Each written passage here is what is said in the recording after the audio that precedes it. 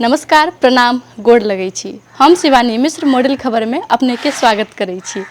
आई हम किछ महिला सबसे बातचीत करऽ आयल छी कि हुनकर जे विवाह से पहले के दिन सब छलै केहन छलै आ विवाह भेला के बाद की परिवर्तन एलै जीवन में। तो हमरा सबके संग में किछ आंटी सब छथिन और हुनका सबसे बातचीत के क्रम आगू बढ़ाब। नमस्ते आंटी। नमस्ते। अहाँ के नाम की भेल? हमर नाम भेल कुमारी मनीषा झा। जहिया से अहाँ के बियाह भेल तहिया से अखन तक में कते परिवर्तन बुझाइए जीवन में? हमरा जीवन में तो परिवर्तन बहुत भेल। अच्छा, अहाँ के बियाह के कते साल भ गेल? हमरा बियाह के भ गेल अहाँ के से 26 बरिस भ गेल बियाह के। बियाह के 26 बरस भ गेल। केटा धिया पुता है? 3टा धिया पुता है, एगो लड़का है 2टा लड़की है। अच्छा, हमरा संग में एक आरो आंटी छथिन। आंटी तपाई को नाम? मेरो नाम शीला खनाल। अनि तपाईको बिहेको कति वर्ष भयो? 45। अनि 45 वर्षमा अहिलेसम्म तपाईमा मतलब बिहेपछि के परिवर्तन आएको छ? बिहेपछि त धेरै परिवर्तन आयो नि। अब छोराछोरी ठुलो भयो, छोराछोरीलाई पढाएँ, हुर्काएँ, बढाएँ, बिहादान गरेँ। अब त्यही हो परिवर्तन भनेको। नाति नातिनी खेलाउँछु, बस्छु, त्यही हो परिवर्तन। अहाँके नाम की भेल? निर्मला भगत। अहाँके विवाह के बाद की सब परिवर्तन आयल जीवन में? ठीक आयल, सब चीज पहले से ठीके अछि, से बात छै। पहले जना विवाह से पहले जिम्मेवारी नहीं रहे छै महिला के, लेकिन विवाह के बाद बहुत भ जाय छै। बहुत जिम्मेवारी भ जाय छै। तो तेहन में की जिम्मेवारी सब रहे छै? जिम्मेवारी यही छै, बेटा बेटी भेल, हुनका विवाह शादी कैली, पढ़ैली लिखैली, से सबके है के। अहाँ के बियाह के क्या साल भ गेल? 22 बरस भ गेल। केटा धिया पुता है? 4टा छै, 3 गो बेटी एगो बेटा छै। एगो बेटी के विवाह कैलो। आंटी अहाँ के नाम? विद्याशा। नमस्ते। अच्छा, अहाँ के बियाह के क्या साल भ गेल? 17 साल भ गेल। 17 साल। अहाँ के क्या गो धिया पुता है? 2 लड़का 2 लड़की। अच्छा, अहाँ के विवाह के बाद की सब परिवर्तन आला जीवन में? बहुते परिवर्तन भेल। नहीं कथी के बौआ सबके पालली, 4 गो बच्चा सब ओकरा सबके पढ़बै छी, साथे स्कूल में ल जाइ छी, पढ़ा घर के काम करै छी। अहाँ तऽ एना एकटा शिक्षिका सेहो छियै, मतलब घरों में काज करै छी, बाहरो काज करै छियै, तो ओ केना के भी अबै छै एखन? ओहिके लागि तऽ सबेरे उठऽ पड़े, 5 बजे उठली, घर के काम उम कऽ के खाना उना बना के सबके खिया के रेडी कऽ के स्कूल गेली, स्कूल से अयली, फेरो सबके नाश्ता खिया के तकर बाद घर के काम कयली। दादी अहाँ के नाम की भेल? हमर नाम तारा देवी भेल। अहाँ के की सब परिवर्तन भेल विवाह के बाद? बिहार के बात तो बहुत परिवर्तन भेल है। धियापुताके पढ़ेलिए लिखेलिए, आगे बढ़लिए, बेटाके बियाह करलिए। अब तऽ अपने हइये नहि है, अब अपना जे होइ छै ओ करबे करै छियै। अहूँ तऽ बाहर काज करै छियै, घरों में काज करै छियै? करै छलिए, 1-2 गो कर लिए, अब नहीं करै छी। अब नहीं करै छियै? अब बस धिया पुता के खिलबै छियै? बस पोता पोतीके लेके अपना बैठल रहै छी, घूमै फिरै छी, बस हो गेलै। तो अखन तक तो हम बात के लिए विवाह के बाद की सब परिवर्तन एलै है। आप जाइ छी हिनकर सबके बचपन में, जे हिनकर सबके बचपन केहन छलै है, विवाह केना भेलै है, आ विवाह से पहिने ई सब केहन छलखिन है, की सब अपन मम्मी सबसे सीखने छथिन, वो सब जाने के प्रयास करब। जहिया अहाँ छोट छलिए तो पहले के समय में महिला सबके नहीं पढ़ायल जाइ छलै, अहाँ पढ़ल छियै की? हाँ, हम पढ़ल छी कि हम सब पढ़ने छी, बच्चे से हम सब ट्यूशन पढ़ने छी कि SLC पास केने छी। हम सब पढ़ै छलिए तऽ 5 घंटा पैदल जाइ छलिए स्कूल पढ़ऽ के लागी। अच्छा, मतलब कते दूर छला अहाँ के घर से स्कूल? 1.5 कोस जमीन हमरा सबके रहै छल तऽ हम सब पैदले जाइ छलिए पढ़ऽ के लागी। ओतऽ से सब दिन पैदले जाइ छलिए, पैदले अबै छलिए? हाँ, ट्रेन मिलल तऽ ट्रेन से अयलहुँ, नहीं तऽ पैदले गेलहुँ, पैदले अयलहुँ। अच्छा, स्कूल के समय कते बजे छला, कते बजे जाइ छलिए? हम 10 बजे से के क्लास होइ छलै, हम सब 9 बजे निकलली, 1 घंटा में पहुँच गेलहुँ, 1.5 घंटा। अच्छा, जहिया पढ़ै छलिए तऽ बस खाली पढ़ाइए करै छलिए कि आरो घर के किछु काज सब सीखै छलिए? घरेलुओ काम सब करै छलिए, खाना पीना बनेलहुँ, छोट भाई सब छलिए ओकरो सबके सब संगी राखेलहुँ, घरों के देखलहुँ सुनलहुँ सब कथु एलहुँ। तो अपन मम्मी से अहाँ की सब सीखने छियै? मम्मी से कथी सीखली? मम्मी अब जन्म देलकै, मम्मी पोसलकै, पढ़लकै, पढ़ेलकै लिखेलकै, खाना पीना के सामान सिखेलकै, घरेलू काज देखलकै, सब कथु देखऽ पड़ै छै ने लड़की के। अच्छा, मतलब सबके एकटा अपन अपन खूबी होइ छै, तऽ अहूँ के मम्मी के कोनो चीज हैत ने, चाहे बहुत नीक खाने बनबैत हैत, चाहे बहुत नीक कोनो काजे करैत हैत, ओ चीज सीखने हेबै, ओ तेहन में से की छै?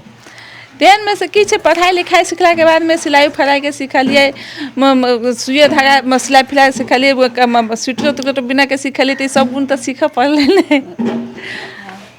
अब म आन्टीसँग सोध्न चाहन्छु कि उहाँले के सिक्नु भएको छ त तपाईँ कतिसम्म पढ्नु भएको छ? एसएलसीसम्म। एसएलसी तपाईँ पनि गर्नुभएको छ। अनि भन्छ कि त्यो समयमा महिलाहरूलाई खासै पढ्न दिइरहेको थिएन नि, तपाईँलाई कसरी? हामीलाई त पढाएको हो, हाम्रो बुवा आमाले सानैदेखि पढाएको। म विराटनगरमा मेरो माइती हो, विराटनगर बसेर पढेको सबै भाइ बहिनीहरू। अनि एसएलसी दिएपछि बिहा पनि भएको हो। अनि तपाईँले के सिक्नु भएको छ? तपाईँ सानो हुँदाखेरि स्कुल जाँदाखेरि तपाईँ कसरी जानुहुन्थ्यो? म स्कुल पढ्न जान्थेँ, म स्कुलको खेलाडी थिएँ। म स्कुलमा हरेक गेम खेल्थेँ, हरेक गेममा फर्स्ट आउँथेँ। जसरी कि कुन गेम? जस्तै भलिबल खेल्थेँ, ब्याडमिन्टन खेल्थेँ, रनिङ खेल्थेँ, फुटबल खेल्थेँ, के अरे टेबल टेनिस खेल्थेँ, सबै खेल्थेँ। अनि पढाइमा चाहिँ कस्तो हुनुहुन्थ्यो? पढाइमा आफ्नो काम चल्नै पढाउँथेँ। एसएलसी भएपछि बिहे भइगयो, बिहा भएपछि त घरैमा पढ्न थालेँ नि। घरैसी पढ्न थालेँ। त्यो त छ। अनि तपाईँले आफ्नो आमाबाट के सिक्नु भएको छ? मेरो आमाबाट अब जस्तै अब किचनको काम, घरको काम अर्का घर गएपछि यस्तो गर्नुपर्छ उस्तो गर्नुपर्छ संस्कार सिकेर आएँ। अर्को घरमा आएर संस्कार सिकेँ, संस्कार सिकाएँ, त्यही सब। अनि तपाईँ सानो हुँदाखेरि कुनै यस्तो स्मृति छ जुन तपाईँलाई अहिले पनि याद आउँछ? सानो छँदाको के भन्ने, अब खेल्ने कुद्ने के हो त्यही त। अब कुनै तपाईँले हुन्छ नि कुनै मन पर्ने, चाहे कुनै बदमासी होला, चाहे कुनै राम्रो काम होला, त्यस्तोमा? बदमास त यार 16 वर्षमा त बिहे भइगयो, 15 वर्षमा अन्डरमा बाबुआमाको अन्डरमा बस्नु पर्थ्यो। कुनै अहिलेको जस्तो फ्री हुन्थेन छोरी मान्छेलाई, त्यही अनुसार बसियो, खेलियो। केही कुरा गर्दा पनि गार्जियनलाई नसोधी हामी आफ्नो मनले केही पनि गर्दैनथ्यौँ। बजार पनि जाँदैनथ्यौँ, बाहिर पनि निस्किँदैनथ्यौँ। अनि तपाईँलाई लागिरहेछ कि अहिले फ्रिडम भेटेको छ छोरीहरूलाई? भेटेको छ। त्यो कस्तो लागिरहेछ? एकदम राम्रो। मेरो छोरी धेरै पढ्या छ र अहिलेको ऊ अनुसार ठिक छ। आंटी अहाँ सब के सब खेलने छी गेम में? गेम में की खेलो, पहले तो लोग माटि के भाड़ा हरू बनबे उनबे छलैया, सेहे कनिया पुतलिया सब बनबे छलैया, खेले छलै वही लऽ कऽ। आब अखन के जमाना में मोबाइल लऽ कऽ लोग खेले छै, मोबाइल में टिकटॉक बनेलक, अथी नाटक सब बनेलक, ई सब गेम खेलक। या आब आइ काल्हि मोबाइल छै, पहले हम सब भाड़ा माटी के बना के खेले छलियै, सेहे सब छै। अच्छा, अहाँ के बारे में सुनने छी कि अहाँ खानो बहुत नीक बनबै छी, तऽ ई कतऽ से सीखने छी अहाँ? खाना मम्मी सिखैले छै बनाबे के।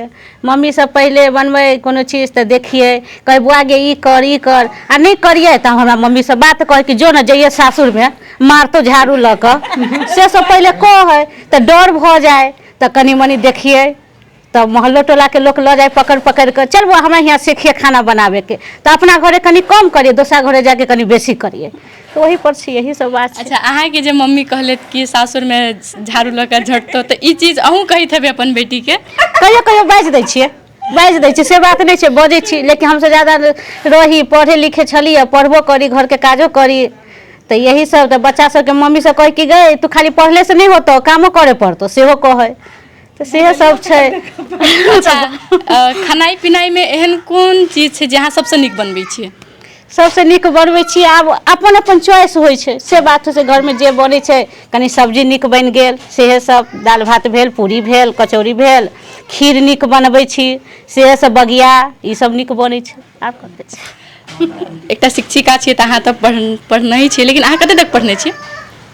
12 तक ले। 12 तक पढ़ने से में नाम लिखली तब शादी भ गेलै, तब नहीं पढ़ा देलकै। अच्छा, ओइ समय में पढ़ाई के लऽ कऽ कते क्राइसिस रहे, कते दिक्कत रहे महिला सबके? बहुते दिक्कत रहे। हम तो पढ़ने छी कि हमरा वजह फर्स्टे बेर हमर गाँव के से हम बाहर गेल छी पढ़े लागे, मतलब हमर गाँव के मतलब फर्स्ट बेर से कि हम बाहर गेल छी पढ़े लागे, ओहिके लागे गाँव में मतलब बहुत अथियो भेलै, दिक्कतो भेलै कि बेटी के बाहर नहीं पढ़ाबे के छै, फिर भी हमर मम्मी पापा सब मतलब बाहर पठेलकै। अच्छा, बाहर कतऽ गेल रहिए पढ़े? सिरा गेल छलै। अहाँ जहिया मतलब स्कूल जाइत रहिए तऽ चाहे स्कूल में रहिए, तऽ ओइ समय में कोनो एहन एकटा स्मृति हैत जे अहाँके याद है, चाहे कोनो बदमाशी हो, चाहे कोनो नीके काज हो? हाँ, याद नहीं, साथी सब जरे बेसी मतलब कहीं का सब घुल मिल के मतलब कहीं स्कूल जा रहा, स्कूल एको दिन छोड़ के नहीं, मम्मी सब हमर बिजनेस करे छले, हलवाई के दुकान करे छले, तो ओहिमे हमरा सबके आधा टाइम कहियो काल टिफिने में पढ़ के आबऽ पड़े छले, ओहि लागे हमरा सबके बेसी स्कूल में जाए के लागे, सब साथी साथे घूम फिर करे के लागे, खेले में बेसी अथी लगे छले। अच्छा, जेना अहाँ कहलिए खेले में नीक लगे छल, तो कोन कोन खेल सब खेलल जाय छले पहले? हम सब पहले कबड्डी खेले छलिए, मतलब कहीं का दौड़ी लगे तरफा खेल खेले छलिए, या सब कथी के पत्थर लगे गोटी खेले छलिए, ऐसे बेसी तो नहीं खेले छलिए। अच्छा अहाँ कहलिए कि अहाँके मम्मी के हलवाई छै बिजनेस छलै तऽ अहाँ की सीखने छियै जते हलवाई के जते सामान बनबऽ के हम सब चीज सीखने छी सब चीज जेनाकि अहाँके मिठाई बनबऽ के कथी के जिलेबी बनबऽ के लड्डू बनबऽ के पेड़ा बनबऽ के सब चीज बना लै छियै अहाँ अच्छा खान पीन में की बनबै छियै खान पीन में जते खाना के जते आइटम हम सब बनबै छी अच्छा तब तऽ अहाँ सब चीज नीके बनबैत हेबै लेकिन तैयो पूछऽ चाहब कि मतलब अहाँके हाथसँ सबसँ नीक की बनैया हम सबसे नीमन दालि भात सिंपल खाना दालि भात तरकारी चटनी पापड़ तिलौरी भऽ गेलै सबसे बढ़िया उहे खाना होइए अच्छा अपन दादी से पूछबे दादी अहाँ जहिया छोट रहिए तऽ अहाँके दिन सब केहन बीतै छलै दिन ठीके बीतै छलै हमरा सबके कोई काम नहीं करे दै छलै हाँ आ कखनियो हमरा सबके धागा काम होइ छलै मशीन चलाई छलिए तऽ अहाँ पढ़ल छियै कि नहीं हम 4 तक पढ़ल छी अहूँ पढ़ल छियै एहिठाम देख रहल छी सब पढ़ले भेट रहल छथि हमरा तऽ अहाँके जहिया मतलब मम्मी सब रहत तऽ अहाँके मम्मी सब मतलब की सिखबैत अहाँके हमरा सबके कतौ नहीं सिखाइ छलै अपने सीखै छलिए भौजी खाना बनाबै छलिए देखै छलिए बैठै छलिए आ टाइम पे अपना काम करै छलिए अच्छा अहाँ जेना भौजी के नाम लेलिए तऽ पहले के समय में मतलब ननद भौजाई में कनी बेसी झगड़ा होइ छलै नहीं हमरा सब में झगड़ा कहियो अहाँ के केहन रहै छलै भौजाई सब छलै ना तऽ कुछ जैतिए रोटिए बेले जैतिए जाओ बैठू हम अपने करै छी नहीं करे दै छलिए अच्छा मतलब अहाँके भौजाई अहाँके मानै छलै तऽ हमरा 3 गो भौजी छलै आ भाई बहिन में क्या भाई बहिन छलै भाई छलिए 4 गो बहिन 6 गो ओते भाई बहिन अच्छा तऽ भाई बहिन के संबंध केहन छल अहाँ सबके ठीक छलै मारि झगड़ा होइ छलै जे वो तो झगड़ा झाटी होबे करे बहिन में कखनी वो कोई चीज के लाने गुस्सा गेल कखनी वो गुस्सा गेल माय नहीं देलकै तनका चीज कम गेल तो लड़ाई झगड़ा होइ छलै गुस्सा गुस्सी होइ छलै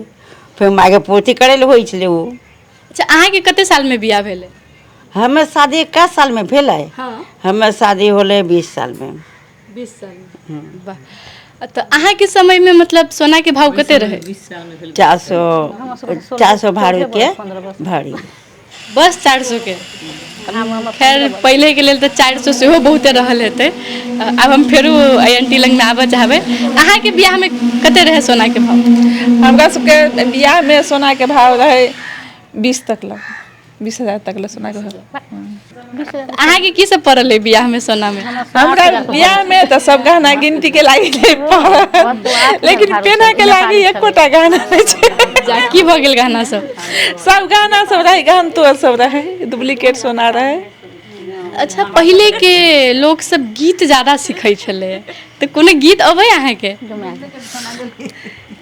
गीत कोन गीत से कोनो गीत आप जना नचारिये भेलै भगवतिये के भ गेलै समदाउने भ गेलै तेन में से कोनो गीत अबै नचारिये गबैया एकटा सुना दिए सुना दो मानव रे मानव शिवलाय गुरु मानव सबै दाजु भाई रे कि सबै दिदी बहिनी रे मानव शिवलाय गुरु मानव सबै दाजु भाई रे कि सबै दिदी बहिनी रे पहिला सूत्र में दया मांगनु पहिला सूत्र में दया मांगनु सबै दाजु भाई रे कि सबै दिदी बहिनी रे मानव शिवलाय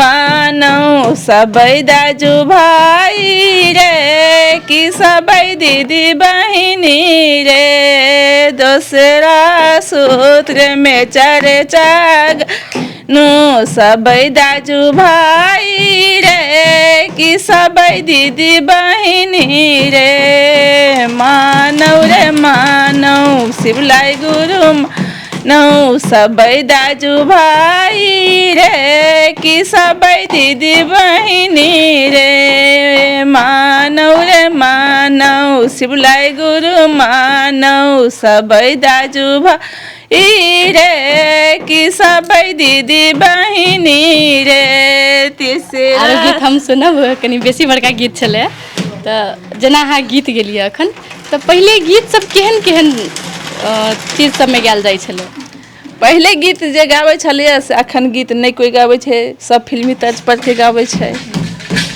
तो ओहि लऽ कऽ पहिलका गीत के कोई वैल्यू नहीं दऽ रहल छै। अच्छा, पाबनि तिहार सब की होइ छल अहाँ सबके घरमे? पाबनि तिहार तऽ हमरा सबके सब पाबनि होइ छलैया। आब अखनी जेना दीपावली होयवला छै तऽ दीपावली होइ छै, छठि होइ छै, भाइ टीका होइ छै, ई सब पाबनि सब तऽ होबे करै छै। अब म आन्टीसँग सोध्न चाहन्छु, माइती हुँदाखेरि तपाईँको घरमा कस्तो के भन्छ परम्परा थियो होइन, अनि बिहेपछि कस्तो परम्परा हुन्छ? किनभने मान्छेको त चेन्ज हुँदै जान्छ नि, कस्तो परिवारमा गइरहेछ त्यसमा डिपेन्ड हुन्छ।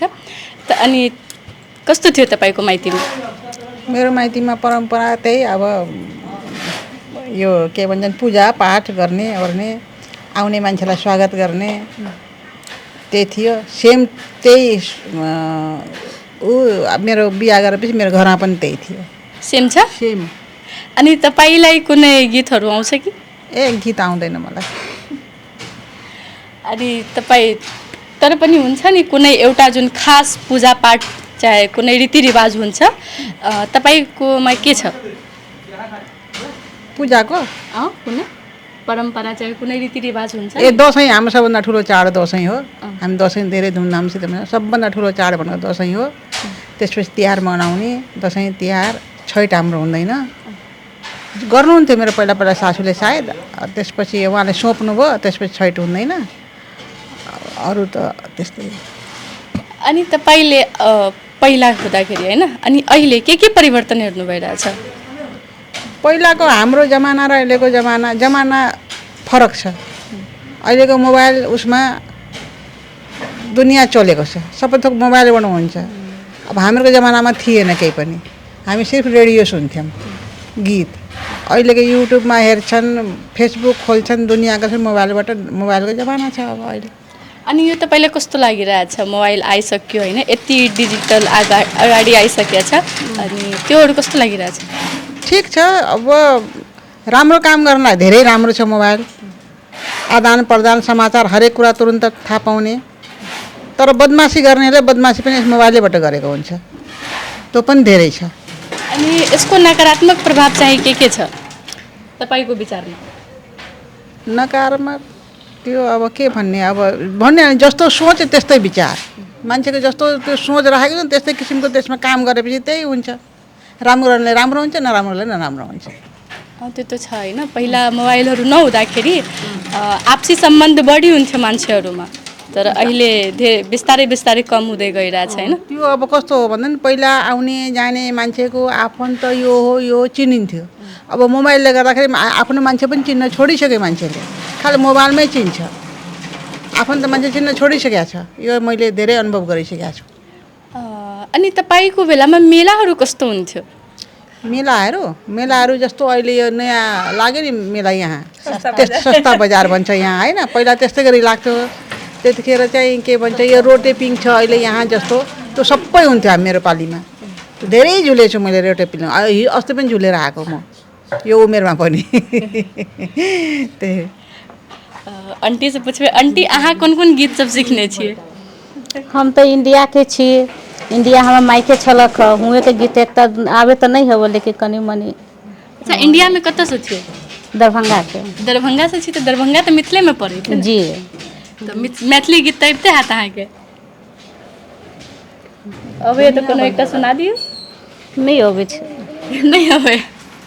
अच्छा, पहले के समय में काटा कुरूस से सामान सब बनाल जाय छले, तो ओइ में से की सब अबे बनबा? थाली क्लोथ सब बिनै छी, से थाली झाँपे वाला, दौरा झाँपे वाला, से सब। अखनो बुनते छी कि छोड़ देलिए? आब फुर्सते नहीं मिले छै बिने के, आब तो रेडीमेड रंग बिरंग के बिकाय छै, अपन वही ल लेलहुँ। अच्छा, वो रेडीमेड बिकाय छै से हाथ से बनबै छले से कते के फर्क रही लगे ओइ में? बहुत के फर्क छै, हाथ के ओते बढ़िया डिजाइन नहीं होइ छै, आब रेडीमेड के तैयो रहै छै, मशीन पर के रहै छै, ओइ में डिजाइन उजाइन सब रहै। अच्छा, अहाँ सब जहिया मेला घूम जाइ छलिए तो मेला में की सब देखै छलिए? अखन के मेला में की सब देखै छी? मेला में हमरा सबके जमाना में पहले झूला रहबे करे छले है, बाजार सब यहाँ कहै छै सस्ता बाजार, हमरा सबके एनी कहै छले पहले मीना बाजार। कि हाँ, मीना बाजार सब चीज हरेक माल जका बिकायल, कहलक बजा के कहलक, माइक लगैले रहलक, कहले बउआ के खेलौना 10 रुपैया, बउआ के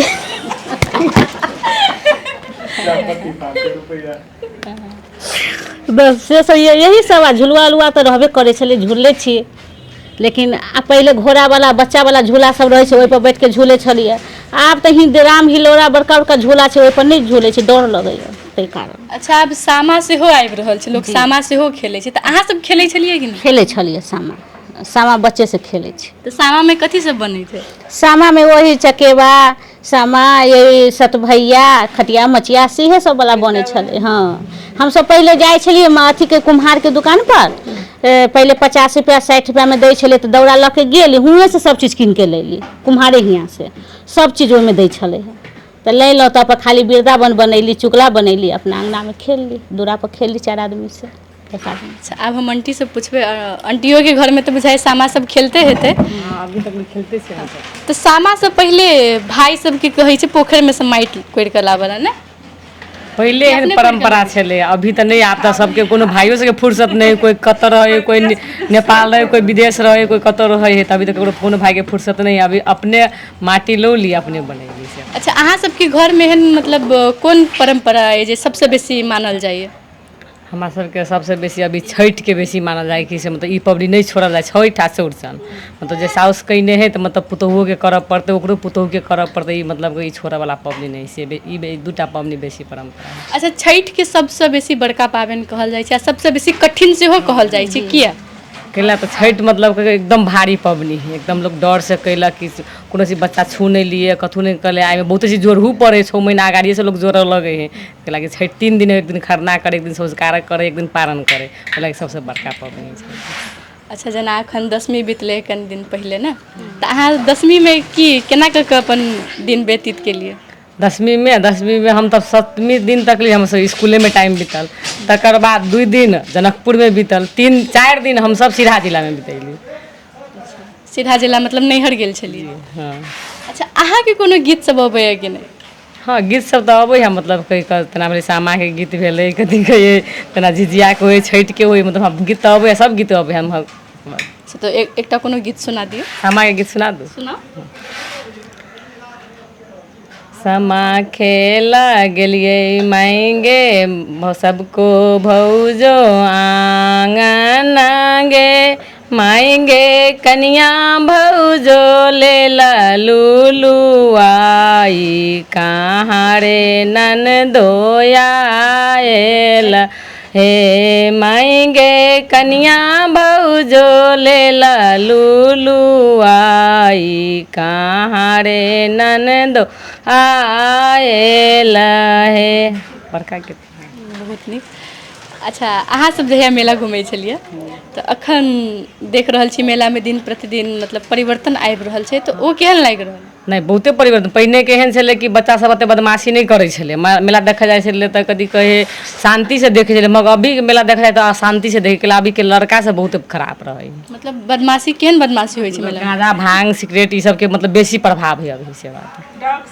हाँ। अच्छा, पहले के मेला में मतलब केहन सभ्यता छलै, अखन के तऽ अभद्रता बेसी भऽ गेल छै। पहले के मेला में ई छलै कि लड़की सब जाय छलै एक दूसर के भाई बहन हाँ कह के ई समझे छलै। अभी के मेला में एहन होय कि भाई बहन ककरा है आ रिश्ते नाता बाप मदर केकरा से भूले गेले आदमी से बात, ई कल्चरे छोड़ देने। मतलब अपन आदमी के साथे नहीं जाके सब दोस्त सब साथे गेल। हाँ, जाए दोस्त सबके साथ जाए है। अभी के है मतलब ई से मम्मी हाँ कि बहन है सेहो भूल गेले, रिश्ते भूल गेले आदमी से बात। अच्छा, तऽ एकरा सुधार करे के लेल की कयल जा सके? अहाँ तऽ एकटा शिक्षिका छियै, ओहि हिसाब से अपन विचार दियौ। हम तो इएह कहै छी कि एहिके लागी पहिने मतलब कहि कऽ लोक अपन घर के बदलौक, टोला के बदलौक, तकर बाद गाँव के बदलौक, तकर बाद जिला के बदलौक, एनाहिते करते करते तब इएह बदलाव होइ है से बात। अहीं सब द्वारा बदलाव होते से बात है। अच्छा, आब हम दादी साहब, आब हम सब लगभग अंत में आबि गेल छी। दादी, अहाँ के मेला के दिन सब केहन रहै छलै? हमरा सबके मेला के दिन ठीक रहै छलै, घूमै छलै फिरै छलै। और कथी रहते, ये किल्ली वो किल्ली, खैली पीली, घूमली फिरली, अयली घर।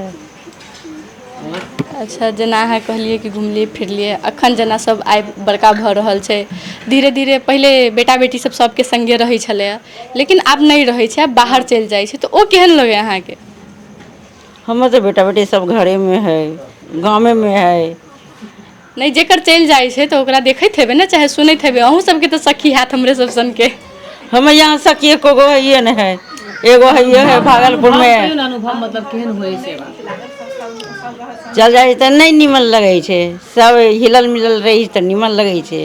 कहीं गेलिए सबके साथे गेलिए हंसते कूदते और कथी रहतै। अच्छा अहाँके मतलब सबके बियाह होइ छै तऽ सबके अपन अपन रीति रिवाज होइ छै ने, अहाँके बियाहमे की सब रीति रिवाज रहै? हमर सबके जे यहाँ मटकोर होइ छै वहाँ सब गोसाई देवता होइ छै, आ बियाहके दिन लवा लगर होइ छै। यहाँ मटकोर बोलै छै पोखरी जाके, आ वहाँ उ सब होइ छै। घैलामे पानी भरके लेलकै, घर पर छलकै भीतर करकै, जे दैके रहलै उ देलकै सबासिन सबके, और कथी रहतै वही होइ छै। अच्छा मिथिलाके विवाहमे की रीति रिवाज होइ छै तऽ बुझले। हम आंटीसँ जानऽ चाहब कि जखन जे कोनो मतलब पहाड़ी सबके विवाह होइ छै तऽ ओहिमे की रीति रिवाज होइ छै? आंटी के हुन्छ त्यहाँ बिहेमा? हामीहरूको बिहामा दुल्हा दुलहीके गोडा धुने चलन छ। लक्ष्मी विष्णु भगवान सम्झेर त्यतिखेर अनि छोरी ज्वाइँको गोडा धुने, टिका लगाइदिने, आफ्नो दिने दर दाइजो सबै दिने। हाम्रोमा त्यो तिलकको प्रथा छैन। हाम्रो तिलक जसले माग्छ त्यसलाई यो छोरी दिँदैन। कसैको हुन्छ नि त्यस्तो यसरी त्यो हुँदैन, किनभने त्यो माग्ने मान्छेलाई के भन्छ भन्दाखेरि यो त आफै भिख मागिरहेछ, त्यसलाई म छोरी कसरी दिन्छु, मेरो छोरी कसरी पाल्छ, अनि त्यसलाई छोरी दिँदैन। हाम्रो चाहिँ त्यो चलन छैन, त्यो माग्ने चलनै छैन। हामीहरूको त्यस्तो हो, बरियाती आउने जाने स्वागत गर्ने त्यही हो हाम्रो। आंटी जेना हमरा एखन कहलखिन हँ तऽ हमरा प्रश्न फुरायल, मतलब दहेजके बात छलै ने, तऽ अहाँके बियाहमे कते दहेज पड़ल? हमरा बियाहमे दहेज पड़ल छै 40,000 रुपया।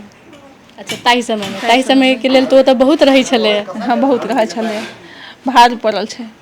अच्छा तऽ आब एखन मतलब अहूँ कहलिए कि हमरा 2टा बेटी अइ, तऽ ओकरा मतलब दहेज देबै कि नहि देबै? दहेज लेवला तऽ लड़का सब तरसै छै जे कि हमरा दै नहि दै, कतऽ से हमरा पहुँच भऽ जाए, घर भरि दै।